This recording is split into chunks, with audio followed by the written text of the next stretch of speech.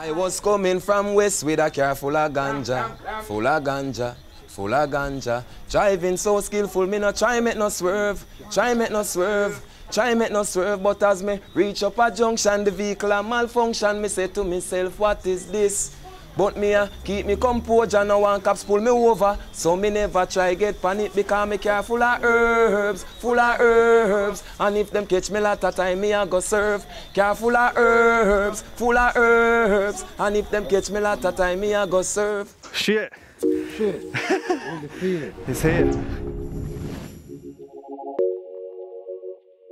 When you talk about the ganja, What do you think of Jamaica? you think of Jamaica? Of course. You think of reggae? Think of Bob Marley. Bob Marley. Despite being synonymous with the culture and music of the island, cannabis has not been legal in Jamaica for more than 100 years. Sanctions by the international community have prevented Jamaica legally cultivating and selling some of the world's most potent natural cannabis. In the 70s and 80s, the American government went so far as to put naval and aerial blockades around the island in an attempt to stop the smuggling of cannabis. It didn't work. But with full-scale decriminalization happening in Uruguay and US states like Colorado and Washington, Jamaica is talking about legalizing it. And that's a step that could potentially transform this tiny island's third world economy into something approaching a first world one.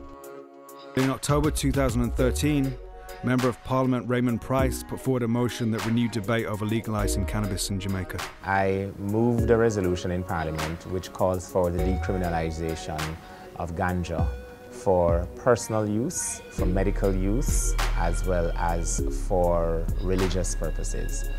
Not long after Mr. Price's motion, a new private company was listed on the Jamaican Stock Exchange. It was called Medicanja.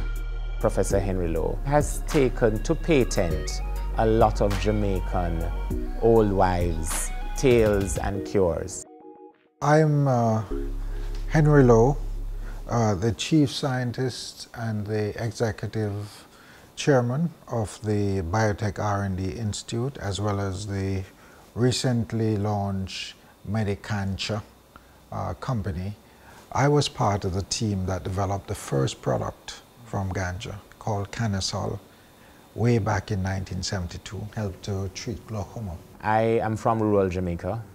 I grew up in a household where I would often see my grandmother gone out to the bushes and come back with various plants and herbs for various remedies. One of those was always ganja. It was the colonial white ruling elite that first criminalized the plant, despite it being used as traditional medicine and religious sacrament prior to their arrival on the island. But now, many establishment figures are increasingly speaking out against the draconian attitudes towards cannabis. Jamaica is a party to several international conventions which limit the room for maneuver in relation to ganja. I've been involved in campaigns for the legalization of ganja for many, many years. It's a cause which I promote principally for human rights implications. I believe that the present laws are severely hostile to the basic rights of individuals to do what they please. Unsurprisingly, not everybody's on board with this new push towards legalization. I can't support no form of rehabilitation because I am fully aware of the harmful effects. When the THC acts on the cannabinoid receptors in the brain, then it affects perception. It causes some persons to have hallucination. It affects some of them memory. It affects concentration. It affects libido as well. It causes infertility in some persons. And I'm sure any Jamaican that you ask, when they're in school, the guys who smoke in the class did not do any schoolwork. There's clear evidence that it affects the development of the brain. I believe that if it becomes more readily available, that more persons will abuse it. The ganja that you use to develop the products, does that come from Jamaica? Or? That is proprietary information at this time. When I talk to you next year this time, I'll tell you. Because the Jamaican habitat has ideal conditions for growing cannabis, the west coast of the island has always had lots of farms and export businesses, all of which have been illegal. It is done on steep hillsides. Trees are left and the canopy covers what would then be planted between the trees. Yeah, sometimes we have to run gas on another far place, you know.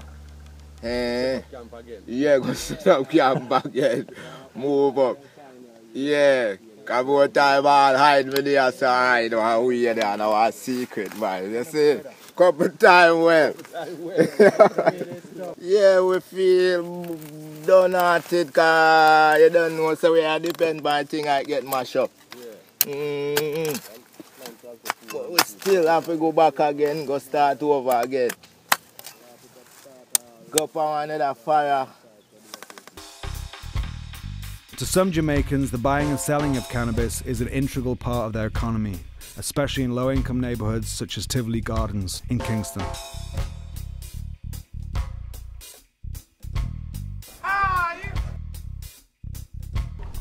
I'm like, I just want to sleep tonight, you know? All the time I breathe that.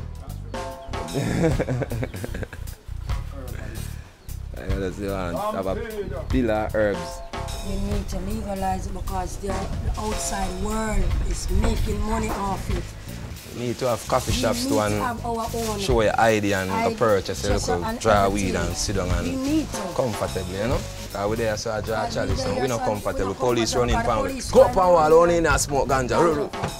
Smoke weed and float like a piece of paper. Take off like here Jamaica. If a high grade me a burn a acre. Chalice. Well, I just high in the morning, high in the evening. And I say high, I take it for greetings, everybody healing, the reason, the meaning. High. Between January and July 2013, 71% of Jamaicans convicted in Kingston Magistrates Court were there for simple cannabis possession. You can still see every day a dozen, 2 dozen people who've been lifted off the streets the day before, kept in jail overnight, charged with smoking a spliff or possessing a small quantity of ganja. They get a small fine. If they can't pay it, they go to jail for 7 days. They get a criminal record. They can't apply for visas. And that affects intergenerational wealth. It affects the ability of the individual to advance in society. This value like 12, 10 grand right now. Mostly I go sell like 100 bag and probably 200 bag.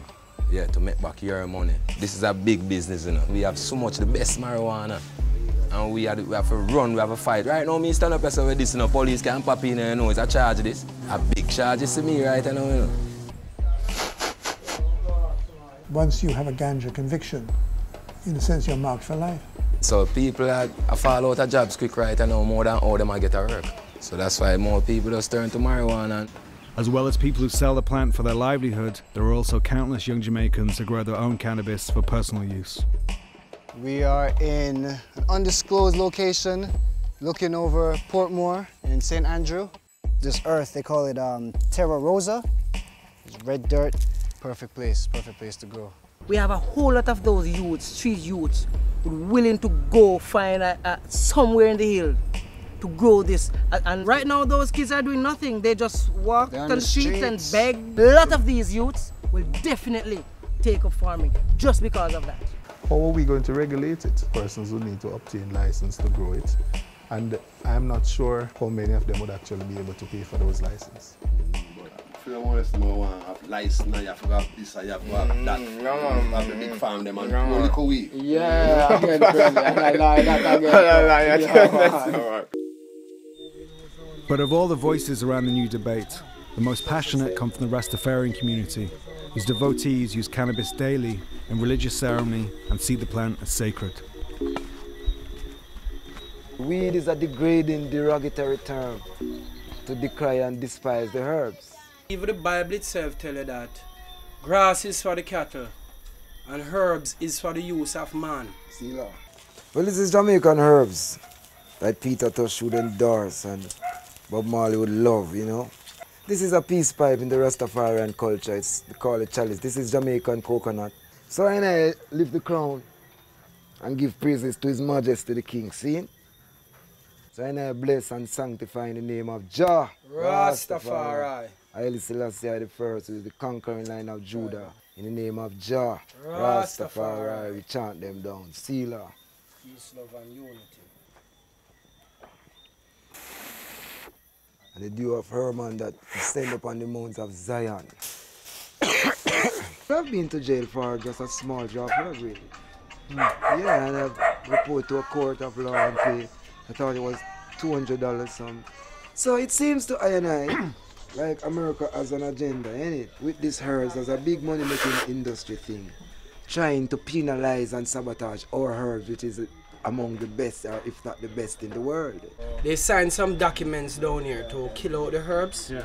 So they send in soldiers and so in the west area and cut down the herbs and so on. I think to write a song because I couldn't get no herb to smoke. Fickle out the herbs, who signed the documents? Me, I wonder if I one of the minister from the parliament. Low rasta herb that I will sacrament. Well, tell them low in natural plant I will element. You lock me up after me herbs say I evidence. And you come take away me herbs and you fi charge you for negligence. Policeman, you fi act decent. When you see the herb man over the hunter gun, herb scares, we can't get none. Wonder if the rain no way fall or I cut it down, herb scares, can't get none.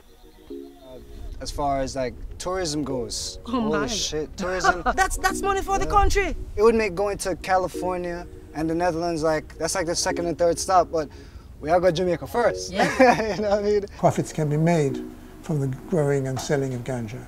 I think the potential for Jamaica to market ganja, to make money out of it, have tourists smoke it and come here and enjoy it, quite apart from medical marijuana possibilities, I think they're so enormous that we should go the whole hog as Uruguay is doing. Jamaica has denied itself for several decades to be a part of the evolution of the global cannabis industry. Medical marijuana is over $2.6 billion a year. The time is ripe, and I know it can make a tremendous difference to the economy of Jamaica.